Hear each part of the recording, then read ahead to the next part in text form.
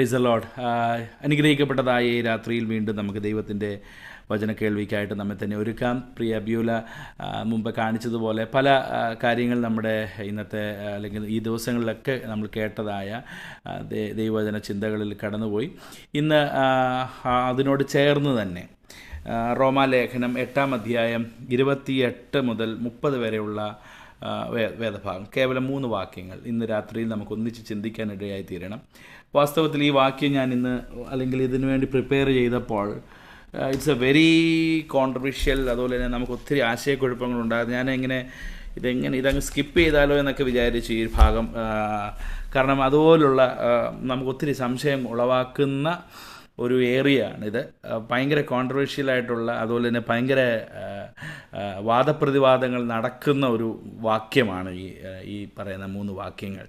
എങ്കിലും ദൈവസേന നമുക്ക് വളരെ പ്രാർത്ഥനയോടെ ദൈവം അതിൻ്റെ ആത്മീയ മർമ്മങ്ങളെ, പൊരുളുകളെ തിരിച്ചു തരുവാനായിട്ട് നമുക്ക് പ്രാർത്ഥിക്കാം. കഴിഞ്ഞ ദിവസങ്ങളിലൊക്കെ നമ്മൾ ആത്മജീവിതത്തിൻ്റെ സ്പിരിറ്റ് ലൈഫിനെ കുറിച്ചാണ് ഇപ്പോൾ ചിന്തിച്ച് വന്നിരുന്നത്. അതിനോടൊപ്പം തന്നെ ചേർന്ന് തന്നെ ചിന്തിക്കാനായിട്ട് ഞാൻ ഇന്ന് രാത്രികാലം ശരണപ്പെടുകയാണ്.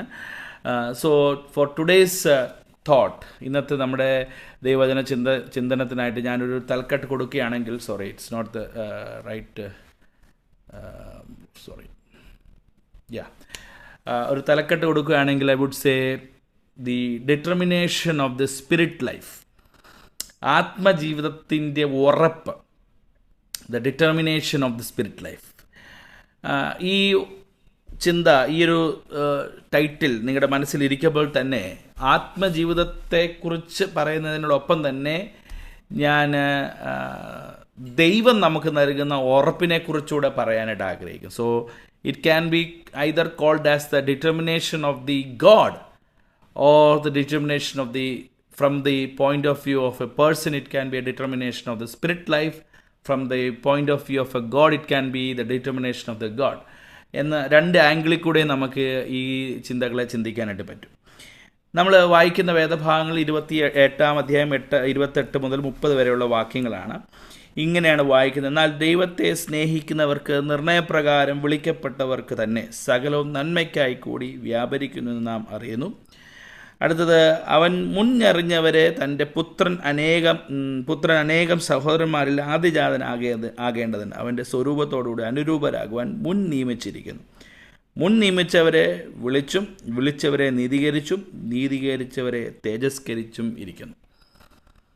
ഈ ഒരു വേദഭാഗത്തിൻ്റെ വലിയൊരു ചലഞ്ചീവായിട്ടുള്ള, വളരെ നമുക്കൊത്തിരി ചലഞ്ചിങ് ക്വസ്റ്റ്യൻസ് തരുന്ന ഒരു പദമാണ് മുൻ നിർണയം, പ്രീ ഡെസ്റ്റിനേഷൻ. അതിനെക്കുറിച്ച് വളരെ വിവിധ തലങ്ങളിലുള്ള വാദപ്രതിവാദങ്ങളുണ്ട്. ഞാൻ ആ വാദപ്രതിവാദങ്ങൾ ഒത്തിരി നിങ്ങളുടെ മുന്നിലേക്ക് കൊണ്ടുവന്ന് ഒരു കൺഫ്യൂഷൻ ക്രിയേറ്റ് ചെയ്യാനായിട്ട് ആഗ്രഹിക്കുന്നില്ല. എങ്കിലും ഈ രക്ഷയെക്കുറിച്ചുള്ള 2 പ്രധാനപ്പെട്ട ആശയങ്ങൾ, 2 സ്കൂൾ ഓഫ് തോട്ട്സ്, അതായത് രക്ഷയെക്കുറിച്ച് 2 വിഭിന്ന ശാഖയിലുള്ള ചിന്തകളുണ്ട്. പരമ്പരാഗതമായിട്ട് ക്രൈസ്തവ ലോകം, ക്രൈസ്തവ ചരിത്രം വിശ്വസിക്കുന്ന 2 ശാഖകളുണ്ട്. അതിലൊന്ന് വളരെ പുരാതനമായ ഒരു ചിന്തയും മറ്റൊന്ന് പിന്നത്തേതിൽ 16-ാം നൂറ്റാണ്ടുകളിലൊക്കെ ഉടലെടുത്തതായ ഒരു ചിന്തയും കൂടിയാണ്. അപ്പോൾ അതിനെ വേണമെങ്കിൽ ഇങ്ങനെ 2 ചിന്തകളായിട്ട് വിളിക്കാം: അർമേനിയസം ആൻഡ് കാൽവിനിസം. ഒരുപക്ഷേ ഇത് നിങ്ങൾ കേട്ടിട്ടുള്ളവർ കാണും ഇതിനകത്ത്, എന്നാൽ ആദ്യമായി കേൾക്കുന്നവരും കാണും. ഇതിനെക്കുറിച്ച് ഒത്തിരി ഗ്രാഹ്യമില്ലാത്തവർ ഇത് കേട്ടിട്ട് വ്യാകുലപ്പെടേണ്ട. ഞാൻ ചുരുക്കമായിട്ട് പറയാം. അർമേനിസം എന്ന് പറയുന്നത് ആദ്യ നൂറ്റാണ്ടുകളിൽ ഉണ്ടായിരുന്ന ഒരു ചിന്താധാരയാണ്. അത് ജോസിഫസ് അർമേനിയസ് എന്ന് പറയുന്ന ഒരു വ്യക്തിയിൽ ഒരു ക്രൈസ്തവ ചിന്തകൻ്റെ ചിന്തകളാണ് അങ്ങനെ ഒരു ചിന്തയിലേക്ക് വന്നത്. ദൈവവചനത്തിൻ്റെ അടിസ്ഥാനത്തിൽ അർമേനിയസ് പറഞ്ഞതായ ചില ചിന്തകളാണ് പിന്നെ അർമേനിസം എന്നുള്ള പദത്തിലൂടെ മനസ്സിലാക്കുന്നത്. ഇതിനകത്ത് പ്രധാനപ്പെട്ട ആശയം, രക്ഷയെന്ന് പറയുന്നത് മനുഷ്യൻ്റെ വിശ്വാസത്താൽ ഉളവായി വരുന്നതാണ്. രക്ഷ എന്ന് പറയുന്നത് യേശുക്രിസ്തുവിൽ വിശ്വസിക്കുന്നത് കൂടി ലഭ്യമാകുന്നതാണ്. യേശുക്രിസ്തുവിനെ ഒരുവൻ വിശ്വസിക്കുമ്പോൾ അവനിൽ രക്ഷ വരുന്നു. നമ്മൾ സാധാരണയായി വിശ്വസിക്കുന്ന കാര്യം തന്നെ. എന്നാൽ എപ്പോഴാണോ ഇവൻ യേശുക്രിസ്തുവിലുള്ളവൻ്റെ വിശ്വാസത്തെ ത്യജിക്കുന്നത്, അല്ലെങ്കിൽ അത് നിർത്തൽ ചെയ്യുന്നത്, യേശുവിലുള്ള വിശ്വാസം നിർത്തൽ ചെയ്യുമ്പോൾ അവനിൽ സംഭവിച്ചിരിക്കുന്ന രക്ഷ നഷ്ടപ്പെടുന്നു. Price the Lord. അവനിലെ രക്ഷ അവന് നഷ്ടപ്പെടുന്നു. അപ്പോൾ ഇത് പൂർണ്ണമായി, ഈ രക്ഷ എപ്പോഴും മനുഷ്യനിൽ ഉള്ളടക്കം ചെയ്യപ്പെട്ടിരിക്കുന്നത് മനുഷ്യൻ്റെ ഇഷ്ടം, ദ വിൽ ഓഫ് ഹ്യൂമൻ, മനുഷ്യൻ്റെ ഇഷ്ടത്തിൽ ആണ് ഇത് അധിഷ്ഠാനപ്പെടുത്തിയിരിക്കുന്നത്. Will of human. മനുഷ്യൻ എപ്പം ദൈവത്തെ വിശ്വസിക്കേണ്ട എന്ന് വെക്കുന്നോ അവൻ്റെ രക്ഷ നഷ്ടപ്പെടുമെന്ന് വിശ്വസിക്കുന്ന, രക്ഷ നഷ്ടമാവും എന്നും, അതുപോലെ തന്നെ യേശുക്രിസ്തുവിൽ വിശ്വസിക്കുന്നവർക്ക് രക്ഷ പ്രാപിക്കാനായിട്ട് കഴിയുമെന്നുള്ള ഒരു ചിന്തയാണ് അർമേനിസം. എപ്പോഴെങ്കിലും ഈ വിശ്വാസം നഷ്ടപ്പെട്ടാൽ വിശ്വാസ ജീവിതം നഷ്ടപ്പെട്ടു പോകുമെന്ന് വിശ്വസിക്കും. എന്നാൽ കാൽവിൻ എന്ന് പറയുന്നത് 16-ാം നൂറ്റാണ്ടിൽ ഒരു നവീകരണ ചിന്തകനായിരിക്കുന്ന ജോൺ കാൽവിൻ, അദ്ദേഹത്തിൻ്റെ ചിന്തയിൽ ദൈവം ചിലരെ മുൻ നിർണയിച്ചിട്ടുണ്ട്. God has selected some people to be saved. And ആ ദൈവത്തിൻ്റെ മുൻനിർണയത്തിൽ, അല്ലെങ്കിൽ ചുരുക്കി പറഞ്ഞാൽ ദൈവത്തിന് അറിയാം ആരൊക്കെ സ്വർഗത്തിൽ വരുമെന്ന്, ആരൊക്കെ നരകത്തിൽ പോകുന്നു. കാരണം ദൈവം ഒരു സർവ്വജ്ഞാനിയായ ദൈവമായതുകൊണ്ട് ഇന്നാരൊക്കെ സ്വർഗത്തിൽ കാണും, ഇന്നാരൊക്കെ നരകത്തിൽ പോകുന്നുള്ള ദൈവത്തിന് മുൻകൂട്ടി അറിയാം. കാരണം ദൈവമാണല്ലോ. ദൈവത്തിൻ്റെ സർവ്വജ്ഞാനത്വത്തിൽ ദൈവത്തിന് ആരൊക്കെ സ്വർഗത്തിൽ വരുമെന്നും ആരൊക്കെ സ്വർഗത്തിൽ വരത്തില്ലെന്നുള്ളതും അറിയാം. അപ്പോൾ ദൈവം മനുഷ്യരെ മുൻനിർണയിച്ചിരിക്കുകയാണ്. God has selected every person to be those who are to be in God's presence and those who will be doomed. So the human will, മനുഷ്യൻ്റെ ഇച്ഛയ്ക്ക് വലിയ പ്രാധാന്യമില്ല എന്നതാണ് ഈ കാൽവിനിസം, ജോൺ കാൽവിൻ്റെ ചിന്തകൾ പറയുന്നത്. ഈ രണ്ട് ആശയങ്ങൾ ഈ വാക്യത്തോട് ചേർന്ന് നിൽക്കുന്ന ഒരു വാദപ്രതിവാദമായതുകൊണ്ടാണ് ഞാൻ ഇന്ന് രാത്രി അത് നിങ്ങളുടെ ഓർമ്മയ്ക്കായിട്ടും ഒരു അറിവിനായിട്ടും ഞാനത് പറഞ്ഞത്. അപ്പോൾ ഇത് രണ്ടുമാണ് രക്ഷയെക്കുറിച്ചുള്ള രണ്ട് വിഭിന്ന സ്കൂൾ ഓഫ് തോട്ട്സ്, രണ്ട് വിഭിന്ന നിലകളിലുള്ള ആശയധാരകൾ. ഒന്ന് അർമേനിസത്തിൻ്റെ ചിന്തകൾ, കാൽവിനിസത്തിൻ്റെ ചിന്തകൾ. നമ്മൾ വിശ്വസിക്കുന്നതിനകത്തൊക്കെ ഈ ഒരു ചിന്തകളെല്ലാം കടന്നു വരുതാറുണ്ട്. നമ്മൾ ദൈവവചനം വായിക്കുമ്പോഴൊക്കെയും നമ്മളിൽ ഈ രണ്ട് ചിന്തകളുടെയും ഒരു ആശയക്കുഴപ്പം ഒരു പക്ഷേ നമ്മുടെ മനസ്സുകളിൽ ഉണ്ടാകാനുള്ള സാധ്യതകൾ ഉണ്ട് താനും. Price the Lord. അപ്പോൾ ദൈവം നമ്മെക്കുറിച്ച് ആഗ്രഹിക്കുന്നതും അതുതന്നെയാണ്. ദൈവസന്നിധിയിൽ നമ്മൾ പ്രാർത്ഥിക്കുമ്പോഴും ദൈവം നമ്മെക്കുറിച്ച് ആഗ്രഹിക്കുന്നതും ദൈവത്താൽ നമ്മളെല്ലാവരും എന്ത് ചെയ്യണം? രക്ഷിക്കപ്പെടണം. ദൈവസന്നിധിയിൽ നമ്മളെല്ലാവരും രക്ഷ പ്രാപിക്കണം എന്നുള്ളതാണ് ദൈവത്തിന് നമ്മെക്കുറിച്ചുള്ള ചിന്തയും ദൈവത്തിന് നമ്മെക്കുറിച്ചുള്ള ആഗ്രഹവും. എന്നാൽ ഇന്ന് രാത്രികാലം ഈ 2-3 വാക്യങ്ങൾ നിങ്ങളുടെ മുമ്പാകെ ഞാനൊന്ന് വിശദീകരിച്ച് പറയാനായിട്ട് ആഗ്രഹിക്കുകയാണ്. ഈ വാക്യത്തിൽ ഞാൻ നേരത്തെ ഓർപ്പിച്ചല്ലോ, പ്രധാനപ്പെട്ട നമ്മുടെ ചിന്ത ദൈവം എന്താണ് മനുഷ്യനെക്കുറിച്ചുള്ള ദൈവത്തിൻ്റെ ഉറപ്പ്, അല്ലെങ്കിൽ ആത്മജീവിതം നയിക്കുന്ന ഒരുവനുള്ള ഉറപ്പും ദൈവം ആ മനുഷ്യന് കൽപ്പിച്ചാക്കിയിരിക്കുന്ന ഉറപ്പുമാണ്. അങ്ങനെയെങ്കിൽ 1-ാമത്തെ വാക്യം 28-ാമത്തെ വാക്യത്തിൽ it directly shows the determination of God's promise. ദൈവം മനുഷ്യർക്ക് കൊടുത്ത ഒരു പ്രോമിസാണ് 28-ാമത്തെ വാക്യം നമുക്ക് വായിക്കുമ്പോൾ മനസ്സിലാക്കാൻ കഴിയുന്നത്. അതിങ്ങനെയാണ് രേഖപ്പെടുത്തുക: എന്നാൽ ദൈവത്തെ സ്നേഹിക്കുന്നവർക്ക്, നിർണയപ്രകാരം വിളിക്കപ്പെട്ടവർക്ക് തന്നെ സകലതും നന്മയ്ക്കായി കൂടി വ്യാപരിക്കുന്നുവെന്ന് നാം അറിയുന്നു. Price the Lord. ഇത് രാത്രികാലം ദൈവസന്നിധിയിൽ നമ്മൾ ഈ വാക്യം വളരെ ശ്രദ്ധയോടെ ഒന്ന് ശ്രദ്ധിക്കണം. ശ്രദ്ധയോടെ നാം ഈ വാക്യങ്ങളെ നമുക്കൊന്ന് മനസ്സിലാക്കാനായിട്ടും ഇടയായി തീരട്ടെ. The determination of God's promise. ഇവിടെ നമ്മൾ കാണുമ്പോൾ ദൈവത്തിൻ്റെ ഒരു confidence, we could see a great confidence from the part of God. There is a confidence implied in it. എന്താണ് ആ കോൺഫിഡൻസ്? അവിടെ വായിക്കുന്നത്: എന്നാൽ ദൈവത്തെ സ്നേഹിക്കുന്നവർക്ക്, നിർണയപ്രകാരം വിളിക്കപ്പെട്ടവർക്ക് സകലവും നന്മയ്ക്കായി കൂടി വ്യാപരിക്കുന്നു എന്ന് നാം അറിയുന്നു. Price the Lord. അപ്പോൾ ദൈവത്തെ വിളിച്ചപേക്ഷിക്കുന്ന, ദൈവത്തെ സ്നേഹിക്കുന്ന, അവനെ നിർണയപ്രകാരം അവൻ നിർണയപ്രകാരം വിളിക്കപ്പെട്ടവർക്കും എല്ലാം it is all going in a cause or God going together for a good. നന്മയ്ക്കായി കൂടി വ്യാപരിക്കുന്നു. അവിടെ വലിയൊരു ഉറപ്പ് ദൈവവചനം നമുക്ക് നൽകുകയാണ്. There is a confidence. അപ്പോൾ തന്നെ there is an element of completeness, ഒരു പൂർണ്ണതയുടെ ശബ്ദവും അവിടെ കാണുന്നുണ്ട്. എന്താണ് അവിടെ പൂർണ്ണത എന്ന് പറയുന്നത്? ഒരു വാക്ക് അവിടുത്തെ പ്രധാനപ്പെട്ടതാണ്. സകലതും നന്മയ്ക്കായി കൂടി വ്യാപരിക്കുന്നു എന്ന് പറഞ്ഞാൽ, ദൈവത്താൽ വിളിക്കപ്പെട്ടവർക്ക്, ദൈവത്തെ സ്നേഹിക്കുന്നവർക്ക് സകലം, ഓൾ എന്ന് പറഞ്ഞാൽ ഫ്യൂ എന്ന ഒരു വാക്ക് അവിടെ ഇല്ല, സം എന്നൊരു വാക്കില്ല, കുറച്ച് കാര്യങ്ങളെന്നില്ല, എല്ലാ അല്ലെങ്കിൽ അതിൽ കുറച്ച് അല്ലെങ്കിൽ കുറച്ച് കാര്യം എന്ന ഒരു പദവുമില്ല. എല്ലാം നന്മയ്ക്കായി കൂടി വ്യാപരിക്കുന്നു. So we can fill what all things under that particular clause called all. ആ ഓൾ എന്നുള്ള, എല്ലാം എന്നുള്ള, സകലവും എന്നുള്ളതിനകത്ത് നമുക്ക് ദൈവത്താൽ വിളിക്കപ്പെട്ടവർ അവരുടെ ജീവിതത്തിൽ സംഭവിക്കുന്നത് എല്ലാം നന്മയ്ക്കായിക്കൂട്ടി വ്യാപരിക്കുന്നുവെന്ന് തിരിച്ചറിയാനായിട്ട് കഴിയുമെന്ന് ദൈവവചനം നമ്മളോട് സംസാരിക്കുന്നു. അപ്പോൾ സാധാരണഗതിയിൽ നമ്മളിൽ സംഭവിക്കുന്ന നല്ലതെന്ന് പറയാൻ സ്വാഭാവികമായിട്ട് ദ സ്വീറ്റ് തിങ്സ്, നല്ല കാര്യങ്ങളാണ് നമുക്ക് നല്ലതെന്ന് നമ്മൾ ചിന്തിക്കുന്നത്.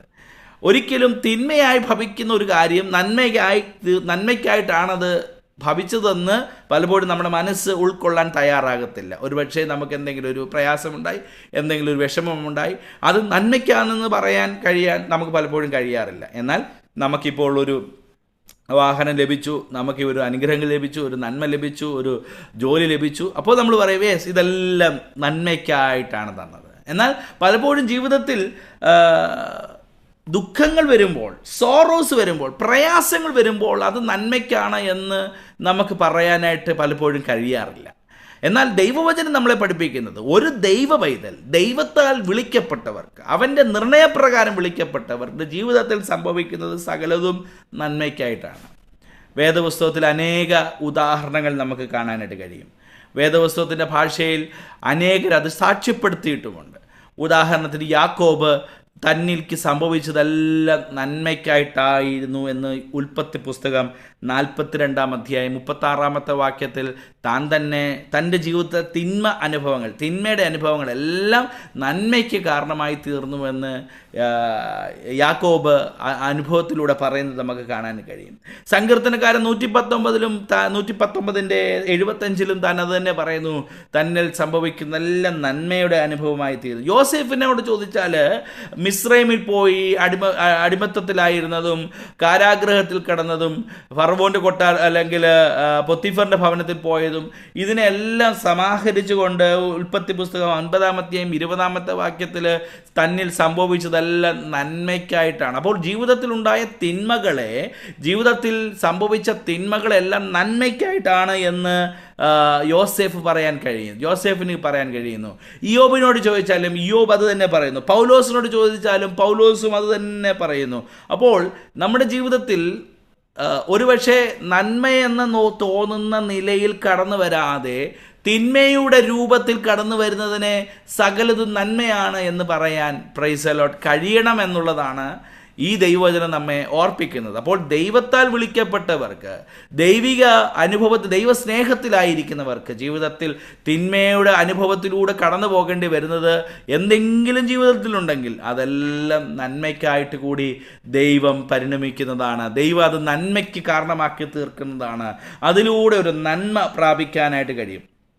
അപ്പോൾ ഒന്ന്, നമ്മുടെ ജീവിതത്തിലെ നല്ലത് വരുന്നതിനെ നമ്മൾ നന്മ എന്ന് പറയുന്നു. വിഷമത്തിൻ്റെ അനുഭവത്തിലൂടെ ചേർന്ന് വരുന്നതിനെയും നന്മയാണ് എന്ന് കാണണമെന്നാണ് ഈ 28-ാമത്തെ വാക്യം നമ്മെ പഠിപ്പിക്കുന്നത്. Price the Lord. ഇനി ഒന്ന്, നല്ല നിലയിൽ വന്നത്, ദുഃഖകരമായ സാഹചര്യം വന്നത് ഇനി സാത്താൻ കൊണ്ടിരുന്നതാണെങ്കിലോ? Price the Lord. പിശാചിൻ്റെ പോരാട്ടങ്ങൾ പലപ്പോഴും ദൈവമക്കൾക്ക് നേരെ ആഞ്ഞടിക്കാറില്ലേ? Price the Lord. പിശാചിൻ്റെ പോരാട്ടങ്ങൾ പലപ്പോഴും ദൈവമക്കൾക്ക് നേരെ ആഞ്ഞടിക്കാറുണ്ട്. അപ്പോൾ ആഞ്ഞടിക്കുന്ന സമയത്ത് പിശാച് നമ്മെ ആഞ്ഞടിക്കുമ്പോൾ അതിനെ എങ്ങനെ കാണാൻ കഴിയണം? Price the Lord. പിശാച് ഒരു ദൈവവേദനെ ആഞ്ഞടിക്കുമ്പോഴും അതിനകത്ത് ദൈവം കാണാതിരിക്കുന്നില്ല. ദൈവത്തിൻ്റെ അറിവില്ലാതെ ഒരു ദൈവവേദനെ പിശാചിന് തൊടാൻ കഴിയത്തില്ല.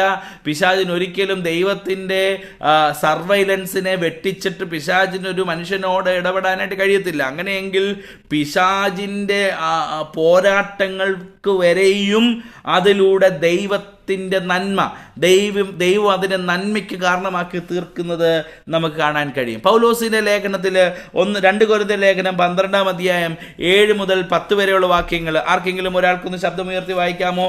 2 കൊരിന്ത്യർ ലേഖനം 12-ാം അധ്യായം അതിൻ്റെ 7-ാമത്തെ വാക്യം ആണെന്ന് തോന്നുന്നു. വായിച്ചാട്ടെ. 2 കൊരിന്ത്യർ 12:7. To keep me from becoming conceited because of this surpassingly great revelation, there is given me a thorn in my flesh. Yes, there is given me a throne. എനിക്കൊരു ശൂലം തന്നിരിക്കുന്നു. A messenger of Satan to torment me. അതുകൊണ്ട് അവിടെ പറഞ്ഞിരിക്കുന്നുണ്ട് എന്താണ്? എനിക്ക് ജഡത്തിലൊരു ശൂലം തന്നിരിക്കുന്നു, ഞാൻ നിഗളിച്ചു പോകാതിരിക്കേണ്ടതിന് എന്നെ കുത്തുവാൻ സാത്താൻ്റെ ദൂതൻ തന്നെ. പൗലോസ് പറഞ്ഞ കണ്ടോ? പൗലോസ് പറയാണ് സാത്താൻ തന്നെയാണ് എന്നെ എന്ത് ചെയ്യുന്നത്? ആക്രമിക്കുന്നത്. Price the Lord. അത് തന്നെയല്ലേ എന്നെ വിട്ട് നീങ്ങേണ്ട ഞാൻ 3 വട്ടം കർത്താവിനോട് അപേക്ഷിച്ചു. അപ്പോൾ കർത്താവിനോട് അപേക്ഷിച്ചിട്ട് അവന് എന്നോട് എൻ്റെ കൃപ നിനക്ക് മതി, എൻ്റെ ശക്തി ബലഹീനത തിരിഞ്ഞു വരുന്നു എന്ന് പറഞ്ഞ്, ആകയാൽ ക്രിസ്തുവിൻ്റെ ശക്തി എൻ്റെ മേൽ ആവസിക്കേണ്ട ഞാൻ അതിസന്തോഷത്തോടെ എൻ്റെ ബലഹീനതകളിൽ പ്രശംസിക്കുന്നു. അപ്പോൾ പൗലോസ് തിരിച്ചറിയുകയാണ് സാത്താൻ കുന്തം കൊണ്ട് കുത്തുന്നത് പോലും എന്തിനു വേണ്ടിയാണ്? To exercise the grace of the Lord. എൻ്റെ മേൽ വ്യാപരിക്കുന്ന സഫിഷ്യൻറ്റ് ഗ്രേസിനെ എനിക്കൊന്ന് തിരിച്ചറിയാൻ വേണ്ടിയാണ്. So I will rather boast about my weakness through Satan. സാത്താൻ കൊണ്ടുവരുന്നതായ ആ വീക്ക്നെസ്സിനെ ഞാൻ എന്ത് ചെയ്യുന്നു? നന്മയാണെന്ന് കാണുന്നു. Praise the Lord. വളരെ വിശാലമായൊരു കാഴ്ചപ്പാട് അല്ലേ? Praise the Lord. ദൈവസന്നിധിയിൽ ആയിരിക്കുന്ന ഒരു ദൈവ പൈതൽ പിശാച് നമ്മെ തകർക്കാനായിട്ട് കൊണ്ടുവരുന്ന ആയുധങ്ങളെപ്പോലും, പ്രൈസ് ദി ലോർഡ്, അതിനെപ്പോലും, പ്രൈസ് ബലഹീനതയെപ്പോലും, ഹല്ലേലൂയ, നമുക്ക് മേലെ വരുന്നതായ പോരാട്ടങ്ങളെപ്പോലും ദൈവത്തിന് അതിനകത്തൊരു പർപ്പസ് ഉണ്ടെന്ന്, ദൈവത്തിന് അതിനകത്തൊരു നന്മ തരാനുണ്ടെന്ന്, ദൈവത്തിന് അതിനകത്ത് നമുക്കൊരു നന്മയുടെ അനുഭവം ഒളിപ്പിച്ച് വെച്ചിട്ടുണ്ടെന്ന് തിരിച്ചറിയാൻ കഴിയുന്നത് എത്രയോ ശ്രേഷ്ഠമായ അനുഭവമാണ്. അപ്പോൾ ഈ സകലം എന്ന് പറയുന്നതിനകത്ത് ഇറ്റ് ഇംപ്ലൈസ് മെനി തിങ്സ്. ഞാൻ ആദ്യം പറഞ്ഞു, it implies the normal, that sweet things that is coming. Of course, that is always there. And it also implies the sorrows which we face in our life. And thirdly, it also involves the satanic attack that is coming into our life. നാലാമത്തെ ഒരു കാര്യം കൂടെ അതിനകത്ത് വേണമെങ്കിൽ നമുക്ക് ചേർക്കാം. That is may be A kind of sinful things. നമ്മളിൽ ചിലപ്പോൾ ഉണ്ടാകുന്ന പാപത്തിൻ്റെ അനുഭവങ്ങൾ, പ്രൈസ് ദി ലോർഡ്, പാപത്തിൻ്റെ മണ്ഡലങ്ങൾ, അത് ചിലപ്പോൾ നന്മയ്ക്ക് കാരണമായി തീരാം. Price the Lord. ഉദാഹരണത്തിന് നമുക്ക് പത്രോസിനോട് ചോദിച്ചാൽ അറിയാം, പത്രോസിൻ്റെ ജീവിതത്തിൽ തിന്മ അല്ലെങ്കിൽ പാപം ഉളവാക്കപ്പെട്ടത് പിന്നത്തേതിൽ അത് തനിക്കൊരു തിരിച്ചറിവിൻ്റെയും തനിക്ക് ഒരു ദൈവത്തിൻ്റെ മുമ്പാകെ തന്നെ ഏകാഗ്രമാക്കുന്നതിൻ്റെയും സമർപ്പിക്കുന്നതിൻ്റെയും ഒക്കെയും ഒരു മുഖാന്തരമായി മാറി എന്നത് പത്രോസ് അപ്പോസ്തലൻ്റെ അനുഭവത്തിൽ നിന്ന് നമുക്ക് വ്യക്തമാക്കാനായിട്ട് കഴിയും. അതിനായിട്ട് ഒരു വാക്യം ഒന്ന് എടുത്തൊന്ന് സഹായിക്കാമോ? ലൂക്കോസിൻ്റെ സുവിശേഷം സപ്പോസ് 22 അധ്യായം അതിൻ്റെ 31 മുതലുള്ള വാക്യങ്ങൾ ഒന്ന് വായിക്കാം. 22-31 മുതൽ ഉള്ള വാക്യങ്ങൾ. Simon, Yes, tell. Satan has asked to swift you as wheat. But I've prayed for you, Simon, that your faith may not fail. And when you have turned back, strengthen your brothers. But he replied, Lord, I'm ready to go with you to prison and to death. Jesus answered, I tell you, Peter, before the cock crows today, you will deny 3 times that you know me. Praise Then the Lord. Jesus asked them, മതി when I sent you without purse, മതി thank you Shane, thank you. നോക്കിക്കേ, പത്രോസ് ചെയ്തതിൻ്റെ അത്രയെങ്കിലും പാവം നമ്മൾ ആരെങ്കിലും ചെയ്തിട്ടുണ്ടോ? പത്രോസ് എന്താ ചെയ്തത്? തൻ്റെ കൂടെ 3.5 വർഷക്കാലം നടന്ന യേശുവിനെ തള്ളിപ്പറഞ്ഞു. 1 അല്ല 2 അല്ല 3 വട്ടം അവൻ തള്ളിപ്പറഞ്ഞു. Price the Lord. പാപത്തിൻ്റെ ഏറ്റവും വലിയ ഭാരവുമായി വഹിച്ച് നടക്കേണ്ടി വന്നവനായിരുന്നു പത്രോസ്. ഈ പത്രോസിൻ്റെ ജീവിതത്തിലുണ്ടായ ഈ അനുഭവത്തെ കൂടി യേശു തൻ്റെ സ്നേഹം കൊണ്ട് അതിനകത്ത് അവന് ദൈവസന്നിധിയിലുള്ള തിരിച്ചറിവിനും ദൈവസന്നിധിയിലുള്ള സമർപ്പണത്തിനും പുനഃസ്ഥാപനത്തിനും അതിനകത്തൂടെ തൻ്റെ ജീവിതത്തെ ഒന്നുകൂടെ ദൈവസന്നിധിയിൽ സമർപ്പിക്കാനുള്ള ഒരു നന്മയാക്കി അതിനെ വ്യാപരിപ്പിച്ചു. അപ്പോൾ അതൊരിക്കലും പാപം ചെയ്യാനുള്ള ഒരു അവസരത്തിനായിട്ടല്ല ആ ഭാഗം പറയുന്നതെങ്കിലും ഒരു ദൈവവൈതലിൻ്റെ ജീവിതത്തിൽ ഒരുപക്ഷെ അവൻ കടന്നു പോകുന്ന പാപത്തിൻ്റെ അനുഭവം, പാപം അറിയാതെ പാപം ചെയ്യേണ്ടി വരുന്നത് പോലും അതിനെപ്പോലും ഒരു ലെസണാക്കി മാറ്റി, അതിനെപ്പോലും ഒരു പാഠമാക്കി മാറ്റി, അതിനകത്തുനിന്നൊരു നന്മയ്ക്ക് അവസരമൊരുക്കുവാനായിട്ട് ഒരു ദൈവ പൈതലിൻ്റെ ജീവിതത്തിൽ സാധ്യമാണ്. അതാണ് ഈ 28-ാമത്തെ വാക്യം നമ്മെ മനസ്സിലാക്കുന്നത്. സകലതും നന്മയ്ക്കായിട്ട് കൂടി വ്യാപരിക്കുന്നു.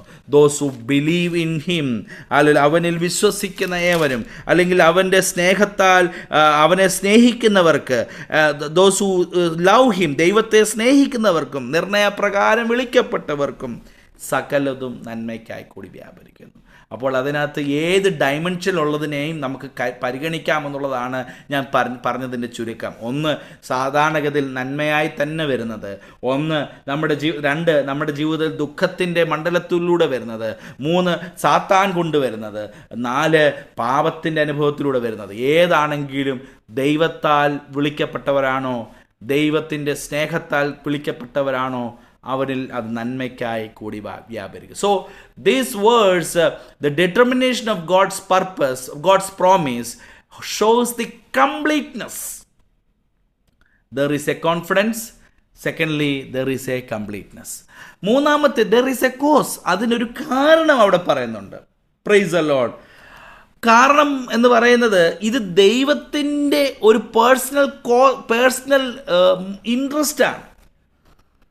അവിടെ വായിച്ചപ്പോൾ ഇങ്ങനെയാണ് വായിച്ചത്: എന്നാൽ ദൈവത്തെ സ്നേഹിക്കുന്നവർക്കും നിർണയപ്രകാരം വിളിക്കപ്പെട്ടവർക്കും സകലതും നന്മയ്ക്കായി കൂടി വ്യാപരിക്കുന്നു.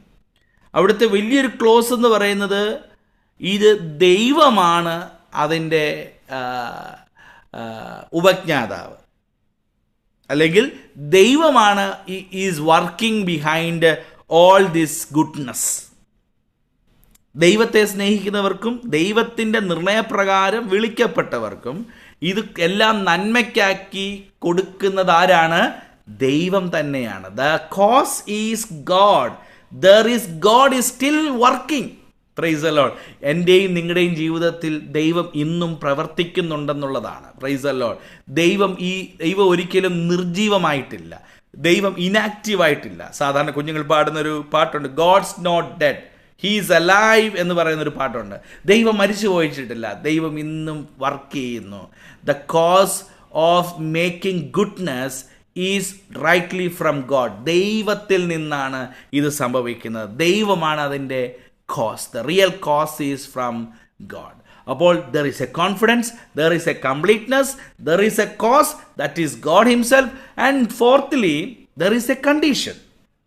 എന്താണ് അവിടെ കണ്ടീഷനായിട്ട് പറഞ്ഞിരിക്കുന്നത്? ദോസ് ഹൂ ലവ്, ദൈവത്തെ സ്നേഹിക്കുന്നവർക്ക്. അപ്പോൾ ജീവിതത്തിൽ നന്മയ്ക്കായി കൂടി സകലതും പരിണമിക്കണമെങ്കിൽ, സകലതും നന്മയ്ക്കായി കൂടി വ്യാപരിക്കണമെങ്കിൽ, സകലത്തിനകത്തും ഒരു നന്മ കാണണമെങ്കിൽ, പ്രൈസ് ദി ലോർഡ്, ദൈവത്തെ സ്നേഹിക്കണം. പലപ്പോഴും നമുക്ക് കഴിയാതെ പോകുന്നൊരു കാര്യമാണ് ദൈവത്തെ സ്നേഹിക്കാൻ കഴിയാതെ പോകുന്നത്, ദൈവത്തിൻ്റെ സ്നേഹത്തെ തിരിച്ചറിയാൻ കഴിയാതെ പോകുന്ന സാഹചര്യങ്ങൾ. എന്നെ കേൾക്കുന്ന പ്രിയപ്പെട്ടവരെ, ദൈവത്തെ സ്നേഹിക്കുന്നവരായി തീരണം. ദൈവത്തെ സ്നേഹിക്കാൻ കഴിഞ്ഞെങ്കിൽ മാത്രമേ നമുക്ക് ആ ദൈവിക നന്മയുടെ വ്യാപാരം അനുഭവിക്കാൻ കഴിയത്തുള്ളൂ. If we are not able to love God, നമുക്ക് ദൈവത്തെ സ്നേഹിക്കാൻ കഴിഞ്ഞില്ലെങ്കിൽ നമുക്ക് ഈ നന്മ പ്രാപിക്കാൻ കഴിയും. So the condition is truly loving God, ദൈവത്തെ പൂർണ്ണമായിട്ട് സ്നേഹിക്കുക. So first thing, there is a confidence, there is a, praise the Lord, completeness, there is a cause, and fourthly, there is a condition. Condition is nothing but loving the Lord. Praise the Lord. അഞ്ചാമത്തെ ഒരു കാര്യം ആ 28-ാം വാക്യത്തിൽ തന്നെ ഉള്ളത്, there is a consequence.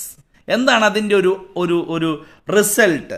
അത് അതിൻ്റെ 29 കയറി പോകുമ്പോൾ അത് അത് മനസ്സിലാക്കാനായിട്ട് കഴിയുന്നത്, സകലതും നന്മയ്ക്കായി കൂടി വ്യാപരിക്കുന്നു എന്നുള്ളത് ഓക്കെ, അതാണ് അതിൻ്റെ റിസൾട്ടെങ്കിലും ദ കോൺസിക്വൻസ് ഈസ്, അത് 29-ാമത്തെ വാക്യത്തിൽ ഇങ്ങനെ വായിക്കുന്നു, അവൻ മുന്നറിഞ്ഞവരെ തൻ്റെ പുത്രൻ അനേകം സഹോദരന്മാരെ ആദിജാതനാക്കിയതാണ്, അവൻ്റെ സ്വരൂപത്തോട് അനുരൂപരാകാൻ നിർണയിച്ചിരിക്കുന്നു.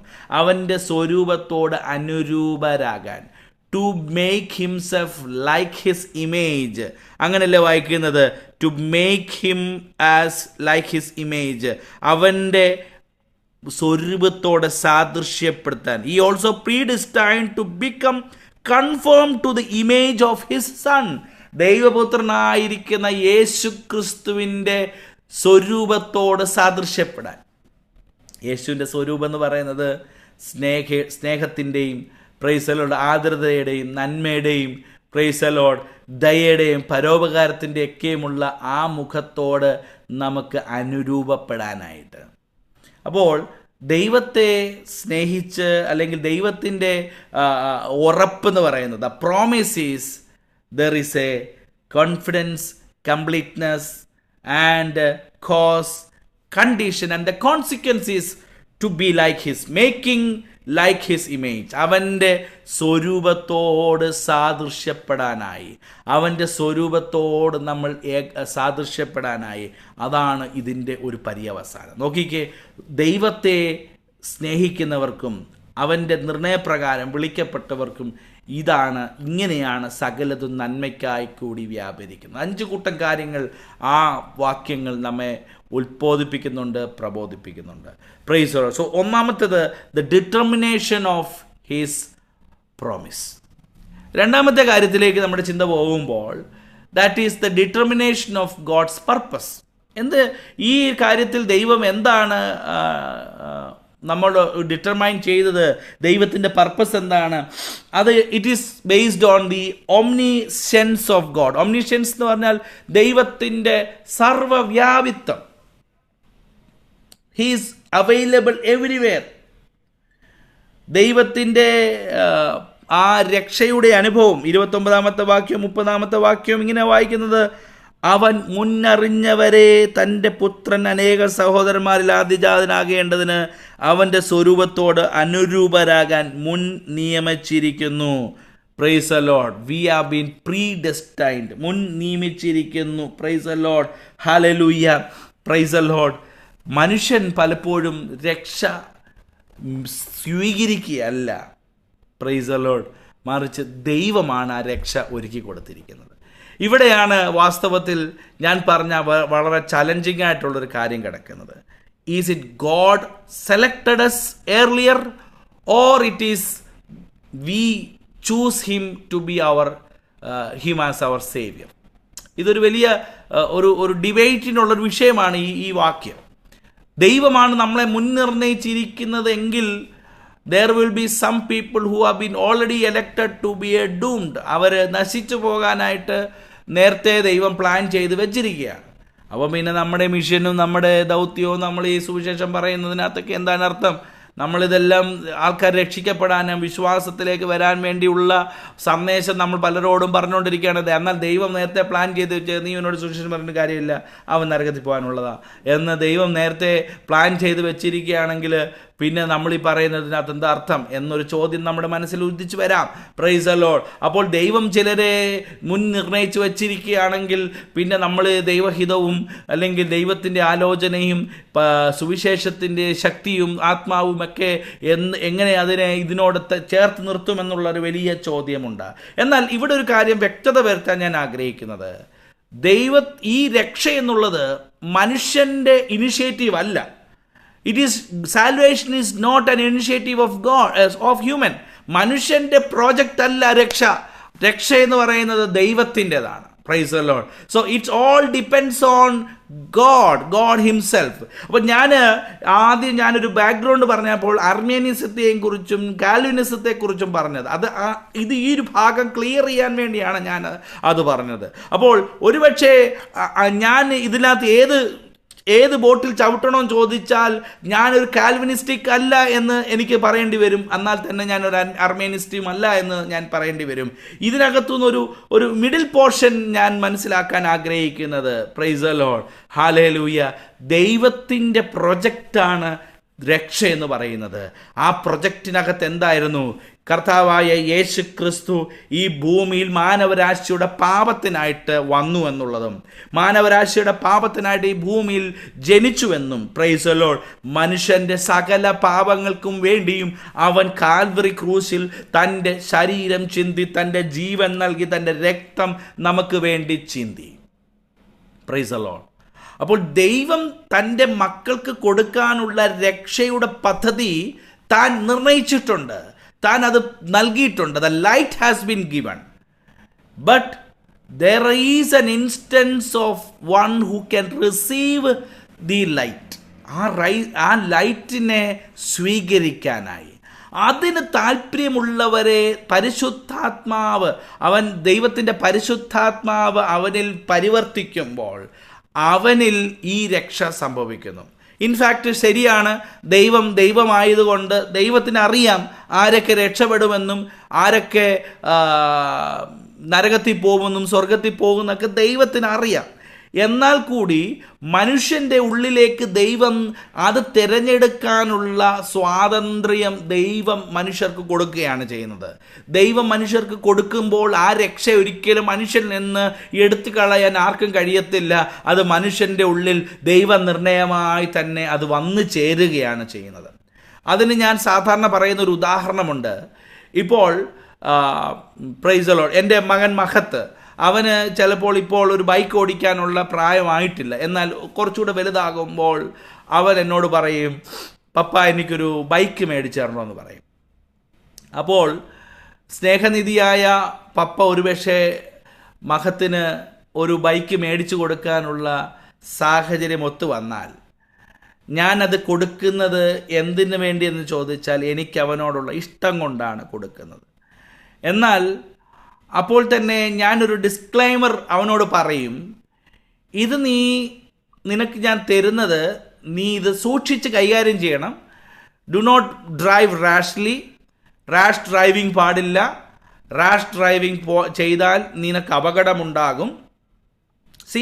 I know that this will cause some danger if you rashly drive.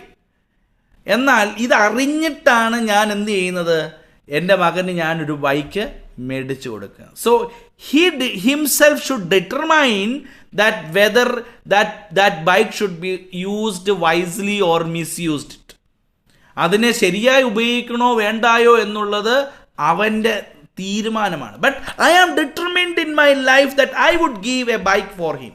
ഞാൻ അവനൊരു ബൈക്ക് കൊടുക്കുമെന്ന് ഞാൻ തീരുമാനിച്ചു. എന്നാൽ അതിനെ എങ്ങനെ സ്വീകരിക്കേണ്ടെന്നുള്ളത്, പ്രൈസ് ദി ലോർഡ്, അവൻ്റെ മേലുള്ള ഉത്തരവാദിത്തമാണ്. അപ്പോൾ ദൈവം മനുഷ്യൻ്റെ മേൽ ദൈവിക മുൻനിർണയ പ്രകാരം ദൈവത്തിൻ്റെ രക്ഷ, the light has been thrown to everyone, but the one who receives the light in that sense and the will has according to his will, that will create the predestined fulfillment in one's life. അവൻ്റെ ജീവിതത്തിലെ ആ മുൻനിർണയത്തിൻ്റെ അവസ്ഥ അങ്ങനെ എത്തി നിൽക്കുന്നു. Price the Lord. അപ്പോൾ അവനറിയാം. അതിന് വേറെ ഉദാഹരണം കൂടെ പറയാം. രണ്ട് പേര് ചെസ്സ് കളിക്കാനായിട്ടിരിക്കുകയാണ്. അതിൽ ഒന്ന് ദ മാസ്റ്ററാണ്, അതായത് ചെസ്സ് നന്നായിട്ട് അറിയാവുന്ന, എല്ലാ കരുനീക്കങ്ങളും നന്നായിട്ട് അറിയാവുന്ന ഒരാളാണ്. എന്നാൽ ഒപ്പോണൻ്റായിട്ടിരിക്കുന്ന ആൾക്ക് യാതൊരു ടാക്ടിക്സും ടെക്നിക്സും അറിയത്തില്ല. He just make A blind move. മനസ്സിലായില്ലേ? അപ്പോൾ ഈ മാസ്റ്റർ എപ്പോഴും വളരെ സൂക്ഷ്മമായിട്ട്, ആ ഫസ്റ്റ് മൂവ് തന്നെ മാസ്റ്ററിന് ചിലപ്പോൾ അറിയാം എവിടെയാണ് ഇവനെ പിടിക്കാൻ പറ്റുന്നത്. ആ ഫസ്റ്റ് മൂവിൽ തന്നെ ഒരുപക്ഷെ മാസ്റ്ററിന് ഇവൻ്റെ ലൂപ്പ് ഹോൾ, ഇവൻ്റെ ഫോൾട്ട്, ഇവൻ്റെ ബലഹീനത, ഇവൻ്റെ ഫോൾസ് കണ്ടുപിടിക്കാനായിട്ട് മാസ്റ്ററിന് പറ്റും. എന്നാൽ ഈ മാസ്റ്റർ ഇങ്ങനെ പിന്നെ കളി ഇങ്ങനെ പ്രോഗ്രസ് ചെയ്തുകൊണ്ടിരിക്കുകയാണ്. So the other person is making a blind move here and there. And അവസാനത്തെങ്കിൽ ഈ മാസ്റ്ററിനറിയാം താൻ തന്നെ ജയിക്കുമെന്ന് തനിക്കറിയാം. But he makes the thing in a such a manner that person could also play.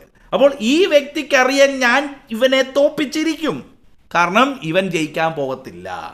എന്നാൽ he will be having a time of understanding that predestined match or how it's going to finish. അപ്പോൾ ദൈവം നമ്മെ മുൻ നിർണയിച്ചിരിക്കുന്നത്, ദൈവത്തിൻ്റെ ഹിതം നമ്മളിൽ എപ്പോഴും നിർണയത്താൽ തന്നെ ഉണ്ട്.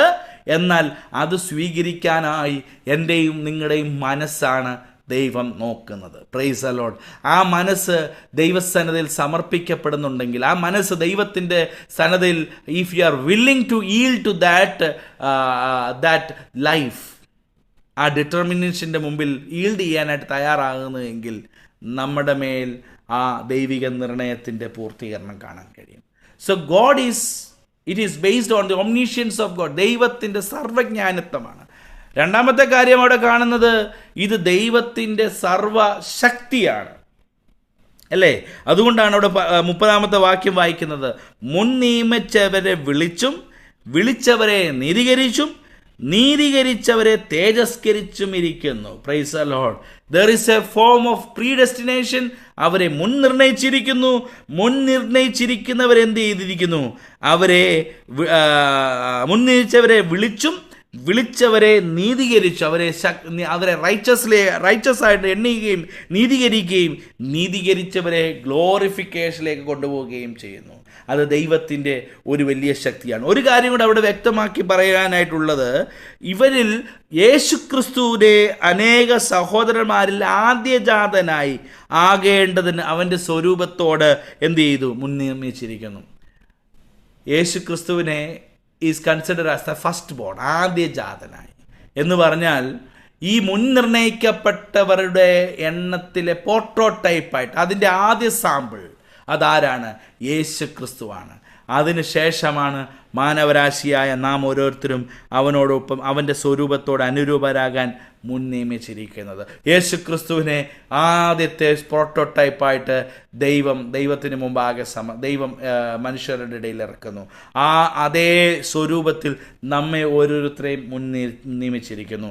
അതിൻ്റെ ശക്തിയുടെ വെളിപ്പാടെന്ന നിലയിൽ പ്രൈസ് ദി ലോർഡ്, ദൈവത്തിൻ്റെ ആത്മാവ് ഉള്ളവൻ, നിർണയിക്കപ്പെട്ടിരിക്കുന്നവൻ്റെ ആത്മാവ് അല്ലെങ്കിൽ ദൈവനിർണയമുള്ളവൻ്റെ അനുഭവം പറയാണ്, അവനെ ദൈവം വിളിക്കുന്നു, അവനെ ദൈവം നീതീകരിക്കുന്നു, അവനെ ദൈവം എന്ത് ചെയ്യുന്നു? തേജസ്കരിക്കുന്നു, ഗ്ലോറിഫൈ ചെയ്യുന്നു.